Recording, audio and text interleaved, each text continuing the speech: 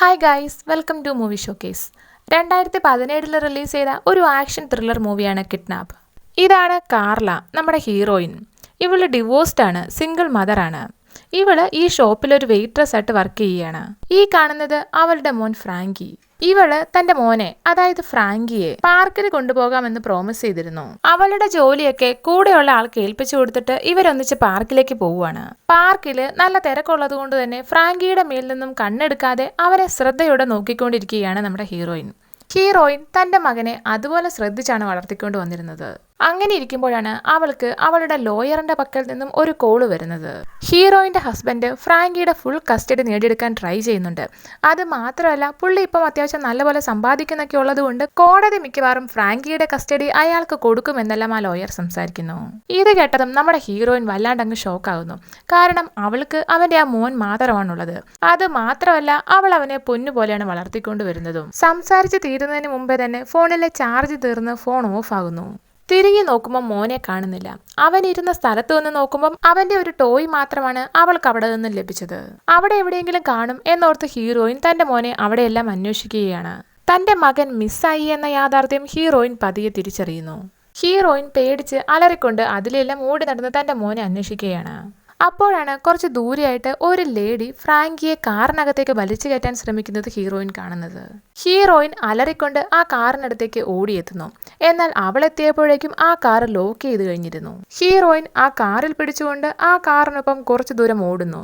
എന്നാൽ കുറച്ച് ചെന്ന് കഴിഞ്ഞപ്പോഴേക്കും അവൾ നിലത്ത് വീഴുന്നു. അവൾ ഓടിച്ചെന്ന് അവളുടെ കാർ എടുത്തുകൊണ്ട് വന്ന് തന്റെ മോനിരിക്കുന്ന കാറിനെ ചേസ് ചെയ്യാൻ ആരംഭിക്കുന്നു. കിഡ്നാപ്പേഴ്സിന്റെ കാറ് അവിടെയുള്ള ബാക്കി കാറുകളെയൊക്കെ ഇടിച്ചു തെറിപ്പിച്ചാണ് മുന്നോട്ടേക്ക് നീങ്ങിയത്.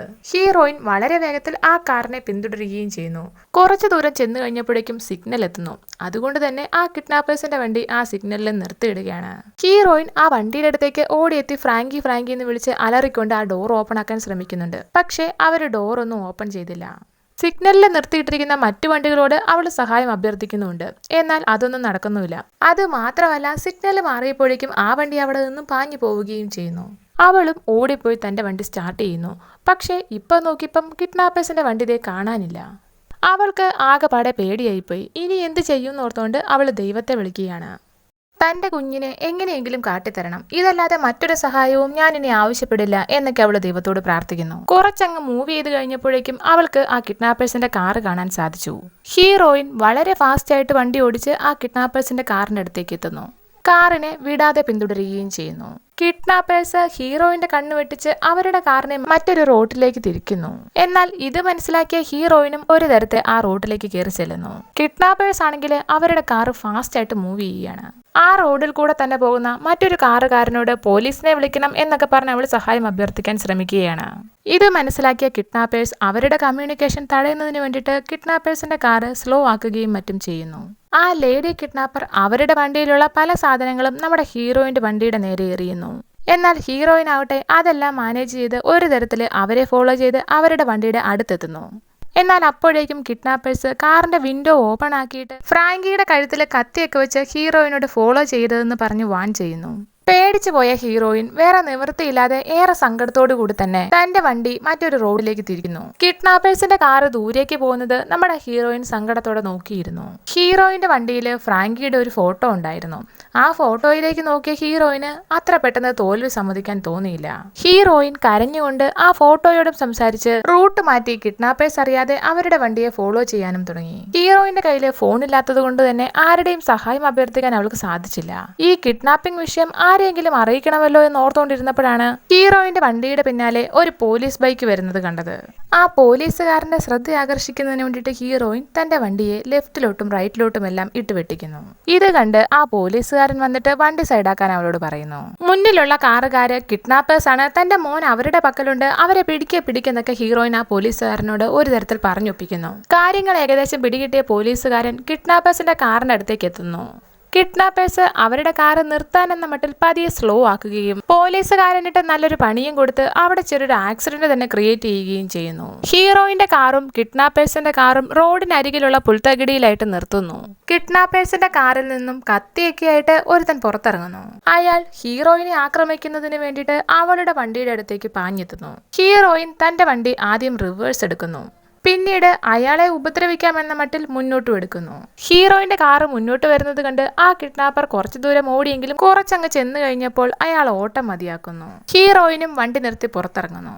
ഹീറോയിൻ തന്റെ പേഴ്സ് അയാൾക്ക് നേരെ നീട്ടിക്കൊണ്ട്, നിങ്ങൾക്ക് പണമല്ലേ ആവശ്യം, ഇതിലുള്ളത് എടുത്തോളൂ, അത് തികഞ്ഞില്ലെങ്കിൽ എന്റെ ക്രെഡിറ്റ് കാർഡിന്റെ നമ്പർ തരാം, അത് ഉപയോഗിച്ചെടുത്തോളൂ എന്നെല്ലാം അവള് പറയുന്നു. പകരം എന്റെ മകനെ തിരികെ തരണം, അവനെ കിട്ടുന്നത് വരെ ഞാൻ നിങ്ങളെ ഫോളോ ചെയ്യും എന്നെല്ലാം അവള് പറയുന്നു.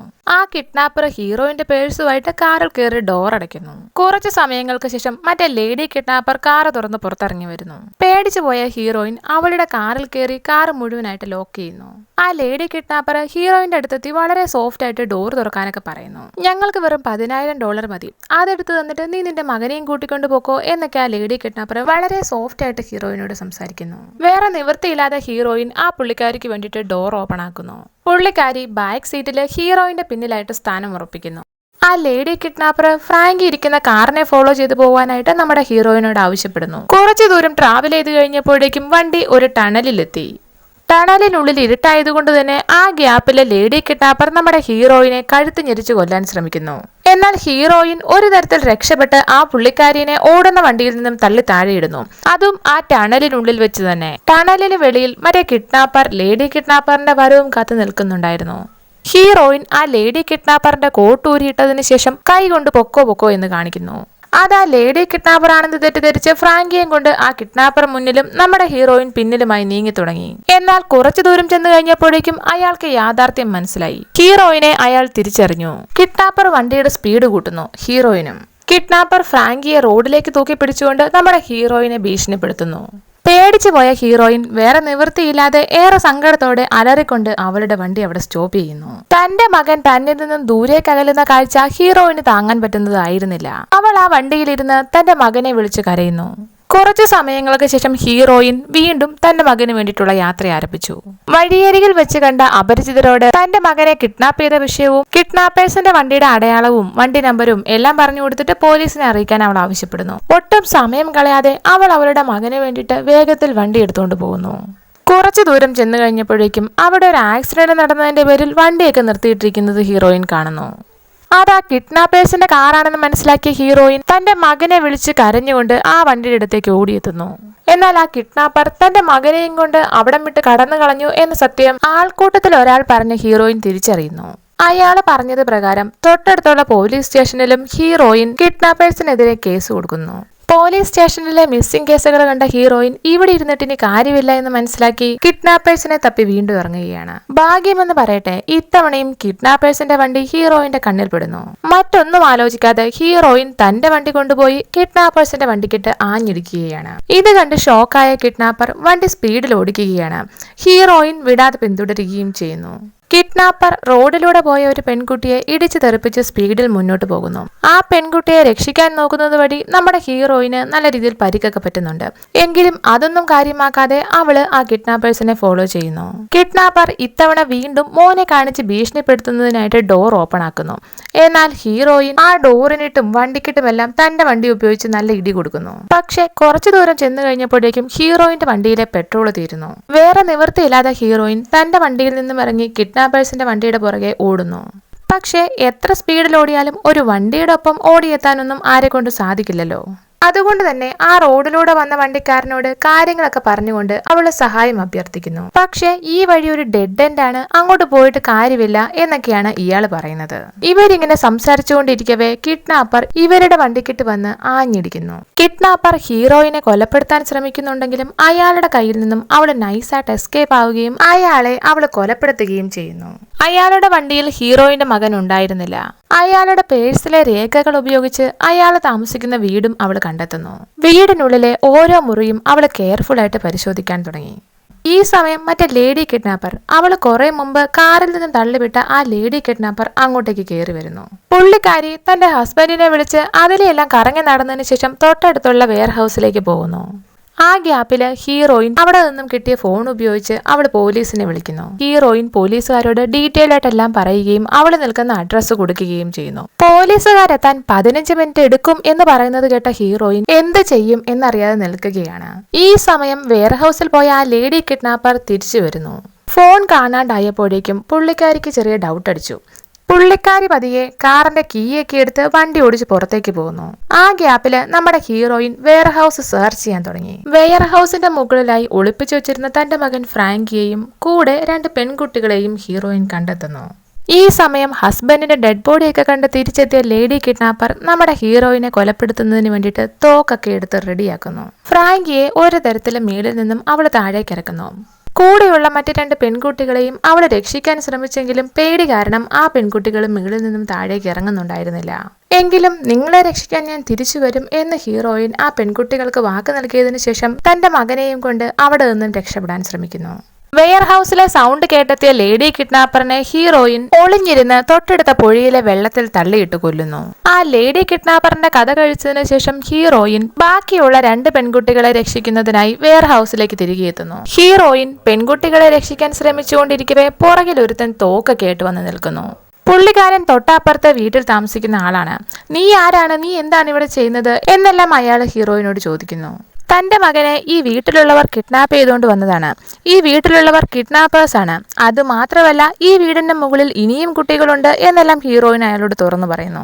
ഇത് കേട്ട അയാൾ ആ കുട്ടികളെ രക്ഷിക്കണം എന്ന് പറഞ്ഞ് മുന്നോട്ടേക്ക് വരികയും മുകളിലേക്ക് നോക്കി 2 പെൺകുട്ടികളും പേടിക്കാതെ ഇറങ്ങി വരൂ, നിങ്ങളെ ഞങ്ങൾ രക്ഷിക്കാം എന്നെല്ലാം അയാൾ പറയുന്നു. ഇത് കേട്ടതും ഹീറോയിൻ, നിങ്ങളോട് ഞാൻ എത്ര പേരുണ്ടെന്ന് പറഞ്ഞില്ലല്ലോ, അതുപോലെ മുകളിലുള്ളത് പെൺകുട്ടികളാണ് എന്ന് ഞാൻ പറഞ്ഞില്ലല്ലോ എന്നവൾ പറയുന്നു. ഇയാളും കിഡ്നാപ്പേഴ്സിന്റെ കൂടെയുള്ള ആളാണ് എന്ന സത്യം നമ്മുടെ ഹീറോയിന് പിടികിട്ടി. കയ്യിൽ കിട്ടിയ ഒരു മൺവെട്ടി ഉപയോഗിച്ച് ഹീറോയിൻ അയാളുടെ തലക്കിട്ട് നല്ല ഒരു അടി കൊടുക്കുന്നു. ഈ സമയം കൊണ്ട് പോലീസുകാർ അങ്ങോട്ടേക്ക് എത്തുന്നു. ബാക്കിയുള്ള 2 പെൺകുട്ടികളെയും കൂടെ രക്ഷിക്കുന്നു. അത് മാത്രമല്ല ഈ ഏജന്റ് വഴി കടത്തപ്പെട്ടിട്ടുള്ള മറ്റു കുട്ടികളുടെ ഡീറ്റെയിൽസും ലഭിക്കുന്നതായി കാണിച്ചുകൊണ്ട് ഈ മൂവി ഇവിടെ അവസാനിക്കുന്നു. Thanks for watching.